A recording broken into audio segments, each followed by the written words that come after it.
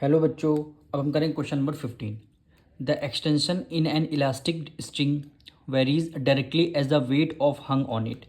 If a weight of 150 gram produces an extension of 2.8 centimetre, what weight would produce an extension of 19.6 centimetre. कह रहे एक wire है, ये आपका wire है। अगर इस वायर पे अगर हम कुछ यहाँ पे लटका देते हैं या फिर कुछ यहाँ पे लटका देते हैं तो इसकी क्या हो जाएगा, इसकी वायर की जो स्ट्रेंथ है यानी जो इसकी लेंथ है वो बढ़ जाएगी। कुछ इस तरीके से हमारा वायर हो जाएगा अगर यहाँ पे कुछ हम लटका देते हैं। तो वही जो बढ़ रहा है, ये जो वैल्यू बढ़ रही है इसको बोलते हैं एक्सटेंशन। तो कह रहे एक वायर पे अगर हम 150 ग्राम का अगर कुछ लटका देते हैं तो उसका एक्सटेंशन कितना हो जाता है, 2.8 सेंटीमीटर वो बढ़ जाता है।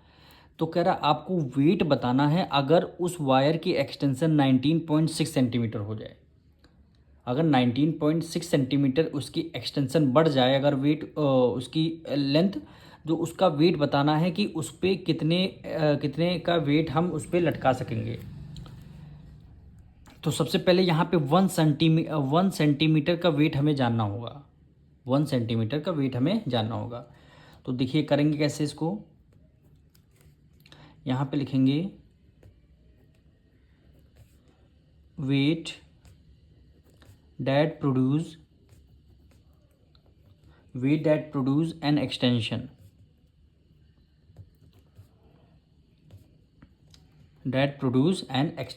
of कितना, 2.8 सेंटीमीटर। 2.8 सेंटीमीटर। अगर उस वायर का 2.8 सेंटीमीटर बढ़ जाता है तो उसका वेट कितने वेट उस पर रखते हैं, 150 ग्राम। 150 ग्राम पर उसका वेट रखते हैं। तो पूछा कितने क्या, वो 19.6 सेंटीमीटर का। तो हम क्या करेंगे, सबसे पहले 1 सेंटीमीटर का वेट निकालेंगे।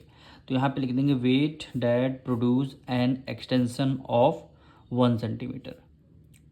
1 सेंटीमीटर हम निकालेंगे तो 150 डिवाइडेड बाई कितना हो जाएगा, 2.8 ग्राम, 2.8 आ जाएगा।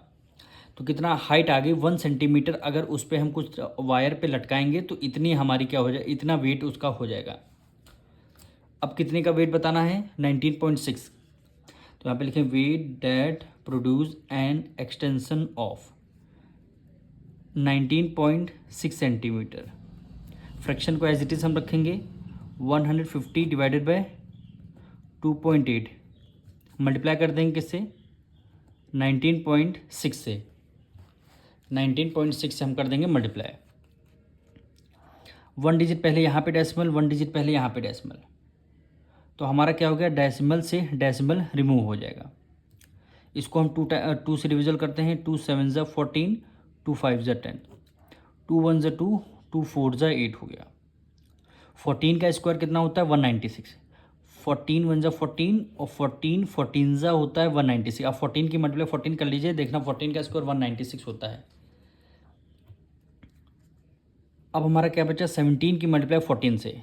17 की मल्टीप्लाई 14 से, 17 की मल्टीप्लाई 14 से करेंगे तो आंसर क्या आ जाएगा, 1050 ग्राम आ जाएगा, क्योंकि हमने ग्राम में आंसर निकाला।